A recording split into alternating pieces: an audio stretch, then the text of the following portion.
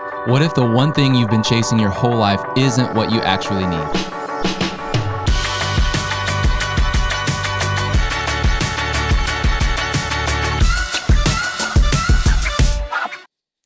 Hey there, welcome to another episode of Monday Moments, a show in which we take a deeper dive into Sunday's sermon. My name is Travis, your host. With me today is Pastor James. And if you're joining us, as this episode's being released, we're coming hot off the trails of Friendship Sunday. You might know it as Palm Sunday, but it's a pretty big deal to us. And, what do we typically do on Friendship Sunday? We eat fried chicken. We eat fried chicken. Oh, I love a good fried chicken. It's also, sorry, side note, a little bit of an inside joke. I can't help but notice I still have yet to see a pecan pie. I had one on my desk yesterday. No, morning. did you really? I did. Yeah. Wow. And that was my second one. So now it was a personal pecan and pie. You kept it. I'm not going to share. Yeah. I already took it home. Yeah. If you know, you know. Yeah. If you know, you know. Anyways, no, it was good Sunday. It's a huge Sunday. We've got, picnic. We've got pony rides, petting zoos, bounce castles, and I'm glad to say that in the 18-mile-an-hour wind, none of them took off. Or slightly sad, depending on what perspective you look at that through. So, but you spoke out of the story of Zacchaeus, and I think maybe most of us are at least somewhat familiar with that story. We might know the name. We might know kind of the general premise. Some of us might even know the old church song. I certainly grew up singing it. And I, having heard different messages, I definitely looked at it as Jesus scolding him, Zacchaeus, you come down, But there's so much more that you unpacked in this story that I think we miss. Yeah. And I think it's that way a lot with Jesus' stories, but really through the whole Bible, where we don't slow down and really read into, the context or the culture or, why these things unfolded the way that they did. Yeah. And so I love the way that you unpacked Zacchaeus' story in a way that we're not just reading, a historical account of something that Jesus did. It's something that is very, I don't even think relevant is quite the best word. It's resonant. Like it resonates with each of us because we all go through our own Zacchaeus moments. Yeah. And we have our own sort of, Zacchaeus voices in our heads that I know we're going to dig into a little bit. You talked a lot about, what must growing up for Zacchaeus, what must that have been like? Yeah. Or, as he went down this path of becoming a tax collector, what that meant for him socially, right? Yeah. And so can you maybe just kind of talk a little bit about this, why on Palm Sunday, where we could be talking about the triumphant entry and these kind of more typical things, what was on your mind and heart about Zacchaeus? Why that? Yeah. I think that this time of year, certainly, Easter, Holy Week, Palm Sunday, it's kind of that, I think that maybe just the world's interest is a little bit more piqued in moments like this. And, as Jesus was coming into Jericho, and remember, I mean, this was a day, maybe 2 days before Palm Sunday, that this took place. I mean, this was all in the lead up to Christ's crucifixion, and so he's on his way to Bethany and to Jerusalem, and he comes through this place. But I think that for me, really, there's it's this time of year that people they're a little bit more open. They maybe are going to think a little bit more. I see. I saw some newscasters a couple of weeks ago after Ash Wednesday. They were doing the nightly news, and they had the ash on their foreheads, and I think there's just more visual signs of these things, and so it begins to kind of pique that interest again, and it's like, oh, Easter is coming. Well, for all those Jews, it was Jesus is coming, and so everybody wanted to kind of go and get a peek and just a glimpse of that, and I think that there's just a lot of people, especially this time of year, that they want a glimpse, they want to see, Is this it? Or maybe there's a sense of obligation that it's like, hey, maybe for some of those people there, they're like, I don't really want to go out and, fight the crowds, but this might be a once in a lifetime opportunity. Sure. I should probably go. Yeah. Everyone else is going. I might as well. Everybody else is going. I might as well. Yeah. And I'm sure there were some kids, and there was probably some friends and family that were drug out there that day. Sure. Like, let's go see this rabbi. And it's like, I don't know. There's a lot of people, but it's regretful. I think a little bit that's sometimes how we look at Easter for some people, because there's so much more to it. But, Zacchaeus, I think he genuinely wanted something more. And I do think that there's a lot of people in these environments, this time of year especially, that they want something more. They're not sure what it is, but they know that they don't have it. Yeah. Yeah, you referenced, God has set eternity in our hearts. And there was something about Zacchaeus, even though, he had, by the world's standards, he had it all. Yeah. He had money. Yeah. His needs were taken care of. Now, hindsight, we can see that he was probably really alone, really isolated, probably, maybe overcompensating for his stature, but yeah, I think maybe operating out of some self-preservation or something. And so really looking into it is, like you said, feeling that longing in his heart that there's got to be something more. And maybe this Jesus that I've heard other people talk about and rant and rave about, maybe there's something here. I don't know what it is. I can't put my finger on it, but maybe there's something here. Yeah. So why, I know you kind of just talked about that, but maybe paint that picture a little bit more in today's context, with Zacchaeus' story being so relevant. Yeah. What does that story might maybe look like in today's context? This world is very focused on the temporal. Everything that we do, it's I made a comment yesterday. I said, Luke identified three things about Zacchaeus. What did he do? How much money did he make? And what did he look like? And I said it's really the way that we identify people today. Yeah. You don't you walk with someone for just a short period of time. I was, like I said, I was at Carson's golf tournament on Saturday, and I was walking with one of the dads of the other players, and it took us about 20 or 30 minutes of conversation to find out what each other did. Yeah. The beautiful part of that is that the family of believers that love the Lord, and so it was very enriching and encouraging conversation. But we pretty quickly found out, like I could kind of tell, like they seem like they're followers of Jesus, and when he asked me, he's like, "Hey, so what do you do?" And and I told him, and there was an immediate connection there. But that's kind of how we size each other up. Yeah, we want to know. I think guys notoriously, like, we're kind of always looking at other guys, and we're like, I think I can take it. Yeah. It's like, but but in reality, all of those things are very temporal. Yeah, yeah, very surface level. Very surface level. Yeah,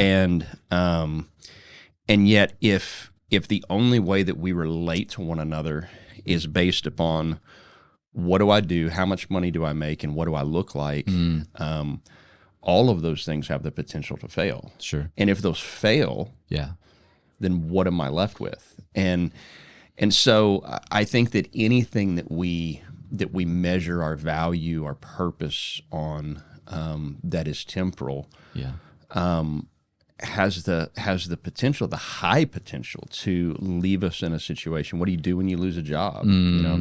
Talking with the guy the other day who just retired, and he's really concerned about his, what am I going to do now? Like, this is who I was, and his identity was wrapped in it.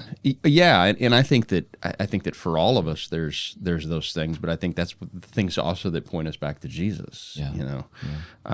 And so I think that anything that we put our faith and our hope in, that is temporal, anything that we find our value in that is temporal, will leave us being able to relate very easily to probably the place that Zacchaeus was at. Yeah, totally. And I would say, the harsh truth and reality of what you're saying is not, if it fails, but when it fails. And whether that's, after you, die, you can't take the stuff with you. And you even, I mean, again, you reference that verse out of Ecclesiastes. You want a sobering wake up call about what you're chasing, go read Ecclesiastes. Yeah. The whole book is really about that is what are you chasing? Yeah. Well, and all of this is useless. It's worthless. Yeah. Try holding on to money, and it's there's just that whole book can be very sobering. It can very quickly reveal what we're chasing, and kind of like what you were saying is, what are we putting our identity in? Yeah. And I think what we all come face to face with at one point or to one degree or another is, man looks on the outside. Yeah. And so, like you said, we're constantly kind of sizing each other up. We're kind of playing the comparison game, whether it's real life, this person that I work with or do life with, or, if you're on social media, like, don't even go down that rabbit hole of comparison because you saw something on social media,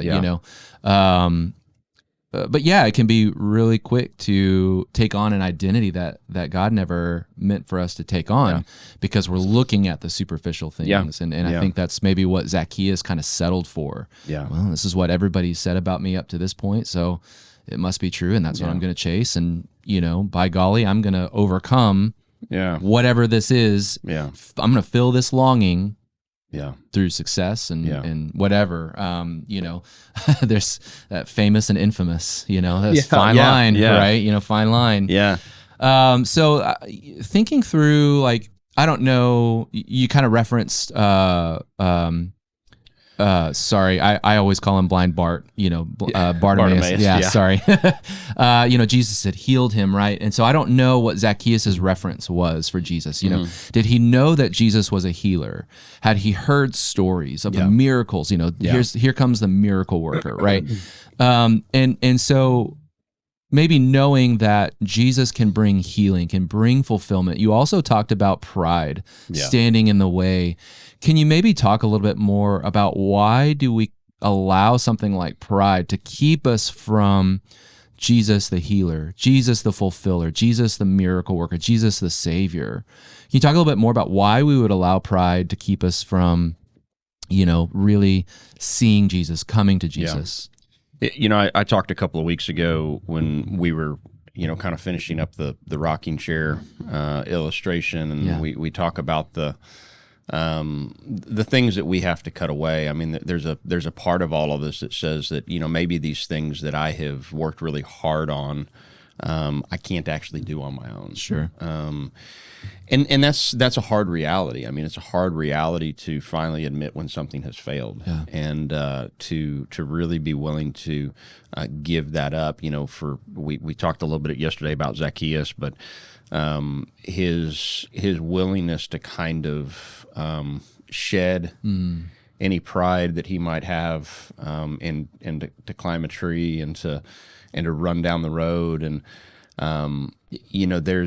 there's an element of all of this that requires us to come humbly. Sure. And I think that this goes all the way to this point of confession. Jesus said at one point, he's been forgiven much, loves much. Yeah. The interesting thing about it is that he wasn't saying that some people are more in need of forgiveness than others. It's just that some people recognize they're willing to admit who they are. Paul, we think about those famous words of Paul, "O wretched man that I am." Yeah. I mean, this is the guy who, chief of sinners. Yeah, wrote the majority of the New Testament. Yeah. I mean, he was not just a very influential apostle. I mean, he was a prolific writer of things that we have remaining, and he essentially, when he came to the church in Corinth, he essentially said, "Look, I have counted everything in my past, all my knowledge, all of my understanding. I counted all as a loss for the sake of knowing." And he says, I just I'm going to preach Jesus Christ and Him crucified. And there was a willingness to come to grips with these things. And I think that any time that pride can just be as simple as saying, I got this. Like I can do this on my own. And I can manage this. And yet Philippians says, I can do all things through Christ who strengthens me.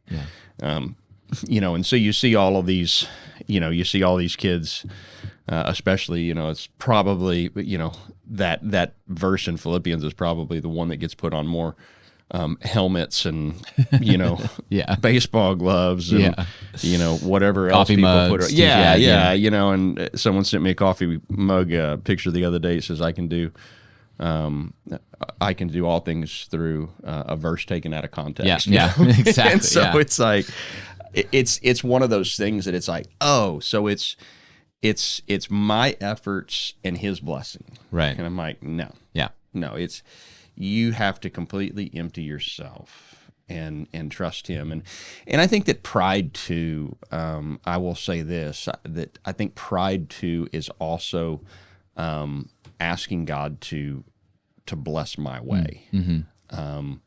We get so entrenched at times in a way that things need to be done or an outcome that we want to see that we are unwilling to humble ourselves to the point that says, not my will, but yours be done.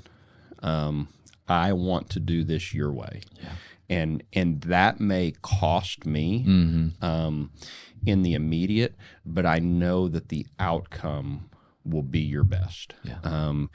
And that's hard. It's hard to relinquish control, and that really is what it comes down to. And we've got to just be willing to kind of say, I don't have it. Like I cannot do this on my own. Even if I think I can do it on my own, I can't do it on my own. Yeah, it's being willing to admit that whatever it is that we're chasing, right? Like the money, the notoriety, the stuff is really not going to fulfill us. It's not going to satisfy. As much as the world or my flesh or, my own wisdom says, if I can just attain this, I'll be good. If I can manage this sin on my own, I'll be all right. I can get over this. And I think that's the whole paradigm of Scripture is that victory comes through surrender. And I want to make a clarification because I've heard the argument used before, and I think that sometimes we kind of demonize wealth a little bit, and I'm not a prosperity guy, wealth and health and name it and claim it stuff, but we tend to kind of look at things at times and be like, oh, well, money's never gonna be able to buy you happiness. I know some fairly content wealthy people. Now, very godly wealthy people too.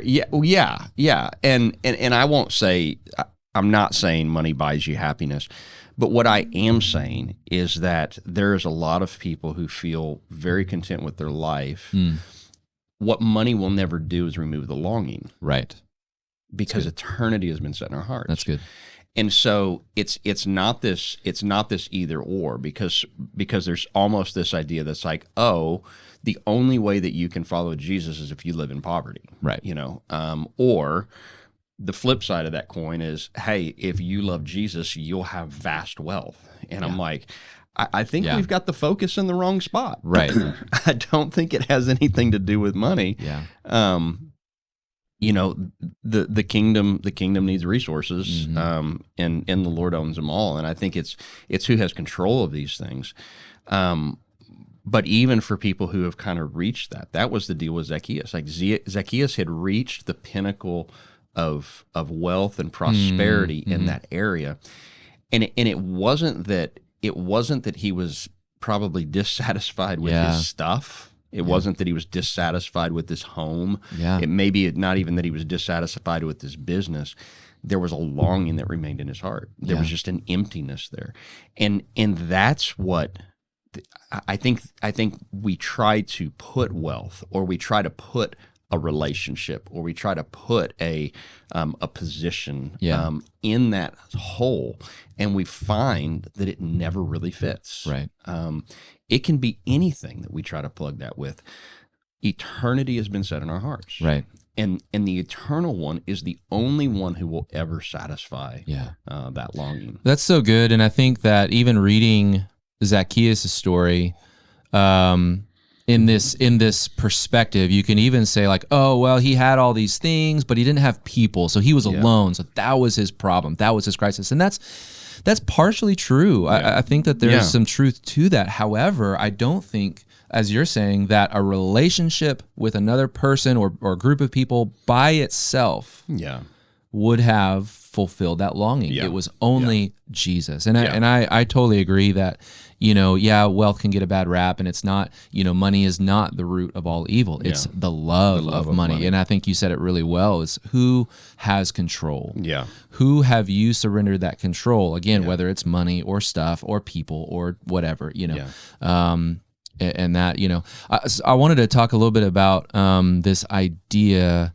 that really stood out to me, is that I feel like I saw a little bit of a pattern in some of the stories of Jesus' life, where people they felt that longing, or they had a need, and said, if I can just get a little bit. Yeah. You had the Canaanite woman who said, but even the dogs get the crumbs that fall from the children's table. The woman with the issue of blood. If I can just touch the hem of his robe.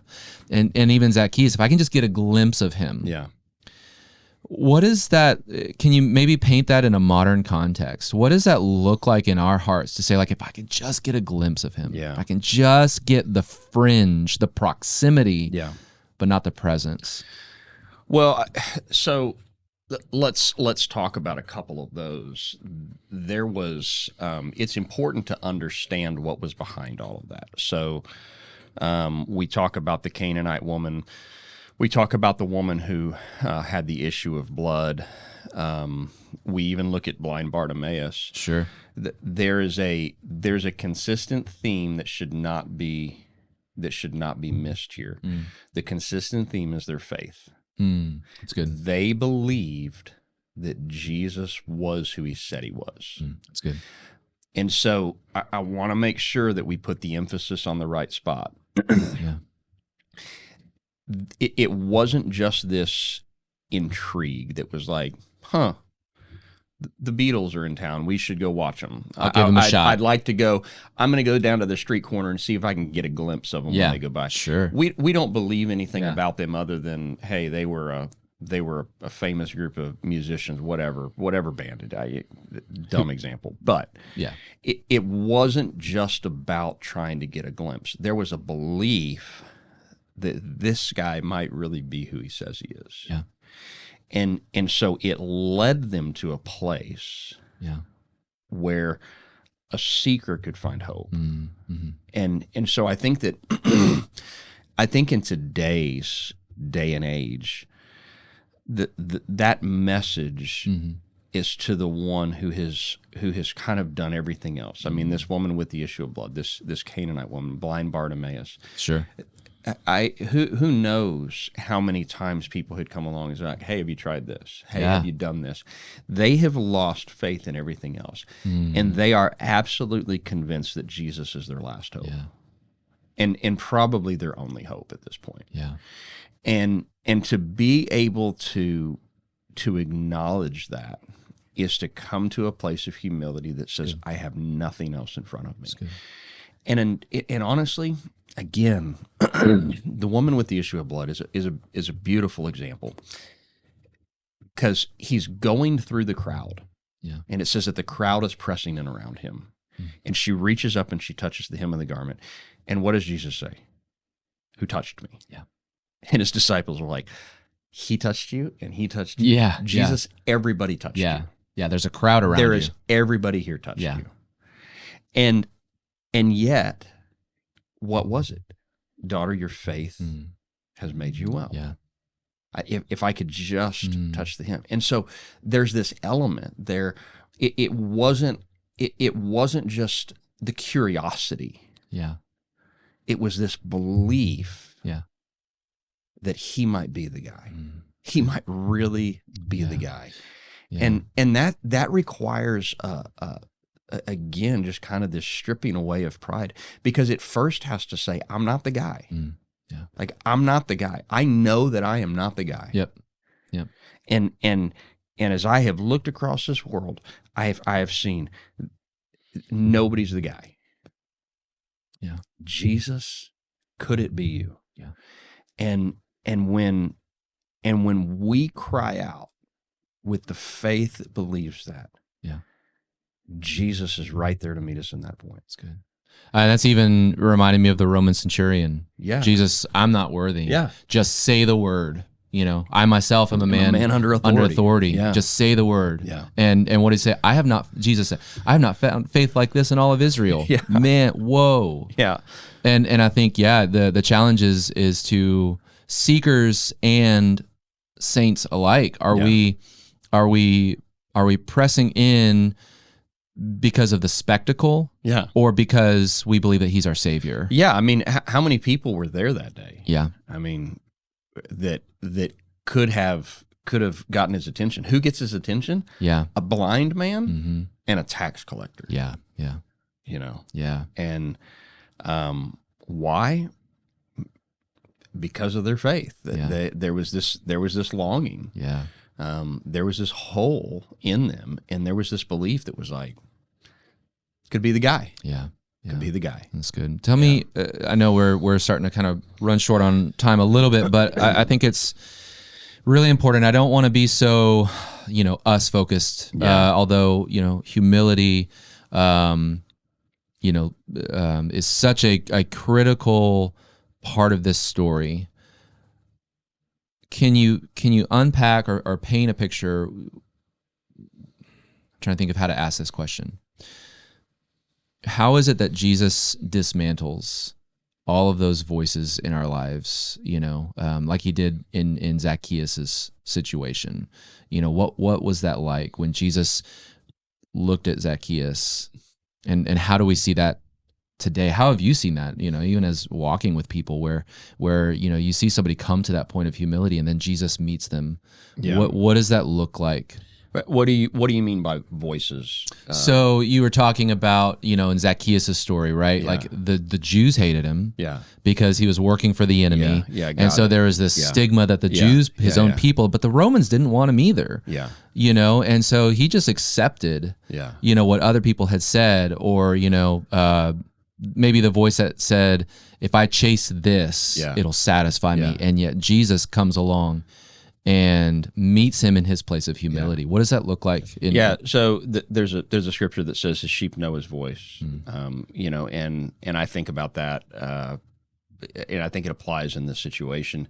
There is a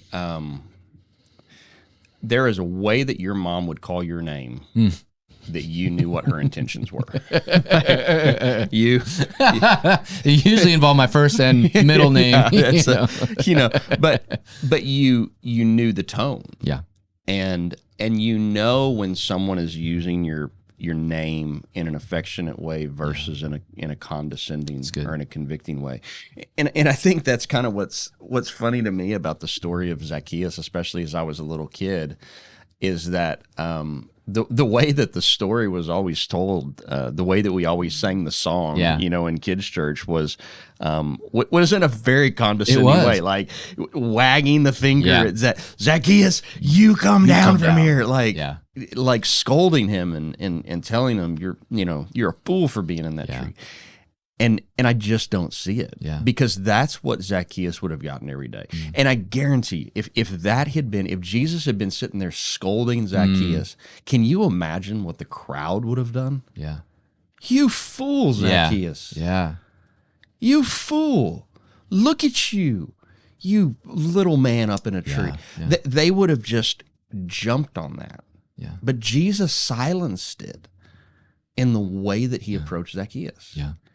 The thing that they had a hard time with, and again, you can look at the way that they responded. Obviously, the way that Jesus responded to Zacchaeus put the crowd on their heels in such a way that they were like, wait a second. Yeah.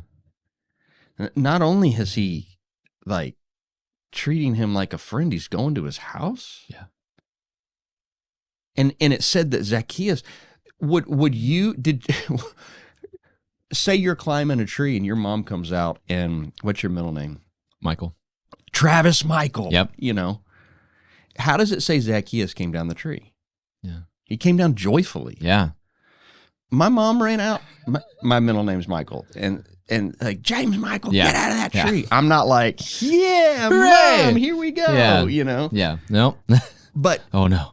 Yeah. we can tell a lot Mm. by the story. Mhm.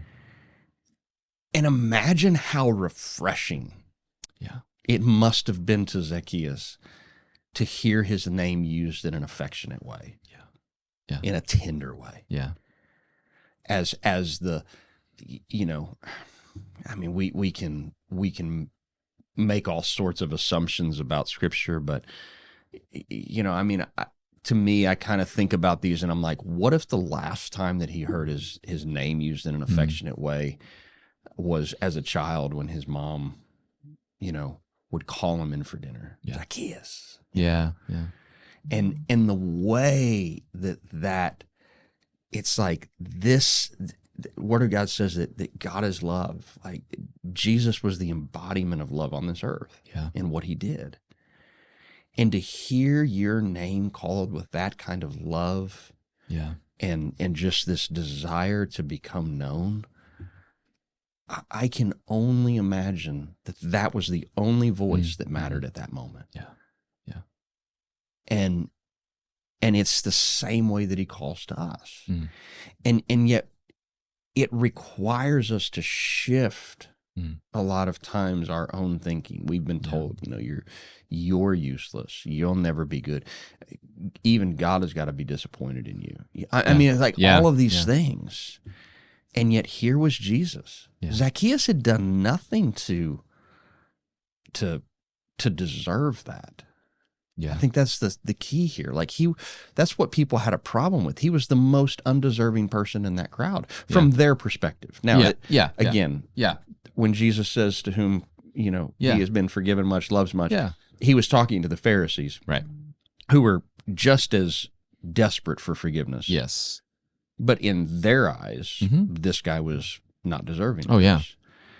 And yet, so there comes this point that it's like, I recognize who I am. Yeah. I have no hope. Maybe. Yeah. And then to hear your voice called with affection Yeah. and approval. Yeah. Yeah. I wonder how many times did Zacchaeus hear his name adjacent to cursing for so long?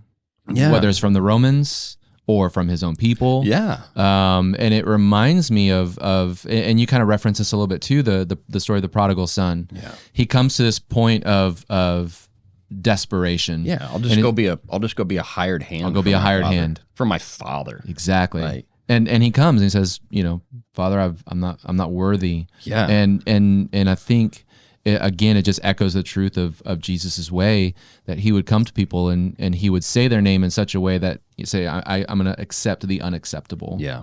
Yeah. And I think that we have this kind of fear sometimes, and I wonder if you know, shame also plays a part in keeping us from coming to Jesus. Yeah. I'm unworthy. Yeah. You know, what's he going to do? Is he going to look at me and scold me? Is he going to look at me in disgust? Is he going to look at me like, you don't know what I've done, where I've been? I've, you know, whatever, fill in the blanks. And yet, and it's so interesting. Jesus doesn't say, I want you to come to my house. So no, Zacchaeus, I want to come to your house. Yeah. Yeah. And when you look at it like that, it's so easy to see why there was this complete 180 with Zacchaeus. You know, I'm going to give back. I'm going to be generous rather than I'm going to self-preservation. I'm going to live in this mode of self-preservation. Well, and I think it's what a beautiful image of the Lord comes to us in our condition. Absolutely. You know, he didn't say, you know, he didn't send somebody else over to Zacchaeus. It's like, hey, dude, that Jesus fella is having a picnic over here, and you're invited. Right. Wow. He was like, Zacchaeus. That's good. And to recognize, it's like, wait, you're going to come into my world. Yeah. Yeah, because what does he say in verse 10? The Son of Man has come to seek and to save the lost. Yeah. He's the one seeking. Yeah. Jesus gave the personal invitation. Yeah, I mean, he's the one Yeah. that's seeking. Yeah. You know, we think that we came looking for him. He's looking for us. Yeah. He's right there. And I mean, think about it in our own world's terms. Like if some celebrity, someone that you look up to or, you know, think is cool or whatever, you know, which is not bad. I'm not saying you idolize them in a sinful way, but just someone that you look up, you know, if they came to you and they said, "Hey, James, I want you to come over. I'm having a few friends over and I'd like to invite you," or, you know, said that to me or something, I'd be like, sweet. Yeah. Cool. You know, I didn't think you. Can I bring a salad? I didn't even think you knew who I was. Yeah. Bring some potato salad or something, you know. And yet, yeah, how much more so the Savior? Yeah. You know, when he calls us by our name, it says, not only do I want you to come to my house, I want to go to your house. Yeah. What a an eternity changer, not just a life changer, but although yes, it does. So, thank you, man, so much. Anything else, you know, that we haven't covered or talked about? You know, it's a great week to find a relationship with Jesus. Yeah. I mean, that's what this entire week is about, and we've got a lot of stuff going on around here. Yeah. But I just want to encourage you, like if you're out there and you're looking, I just want to encourage you, man. Jesus is the answer. Mm-hmm. Like he's. I tell people a lot, like, hey, look, I'm a one-trick pony. I can give you a lot of good advice, and I feel like it is good advice. I mean, sure. I've spent a lot of time, you know, studying life and marriage and family and things like that, and I think there's a lot of good decisions that we can make. But I will tell you, the key to those decisions is Jesus. Yeah. Like you can do all the right things and still fail, but you will never fail with Jesus, and that doesn't mean lack of hard times, lack of difficulty, but I am saying that ultimately, he is the answer above all. And to give him a chance, to put your trust in him, to believe that he is who he says he was, and let's do this life together. That's good. Yeah, I can stand in the middle of a river and still die of thirst. Yeah. It's not until I get that living water inside of me. Yeah. And that's where it all starts. You know, I can go to church, I can do all the right things, but it's not until I invite Jesus into my heart that the difference really comes. Well, thank you for taking some time out of your day to talk about your message. Thank you for joining us. We want to hear from you always. What are some of the ways that you have your own kind of Zacchaeus moments in your life? You know, the ways that you heard Jesus call your name and it changed everything. Mm-hmm. It silenced the voices. It changed what you were chasing, looking for fulfillment and satisfaction. We would love to hear that. I think that would be a huge encouragement for others. Would you be so kind as to share that, especially if you're watching on YouTube? In the comment section is a great way to leave some of that encouragement. We love you, and we thank you so much for joining us for another episode of Monday Moments, and we will see you next week.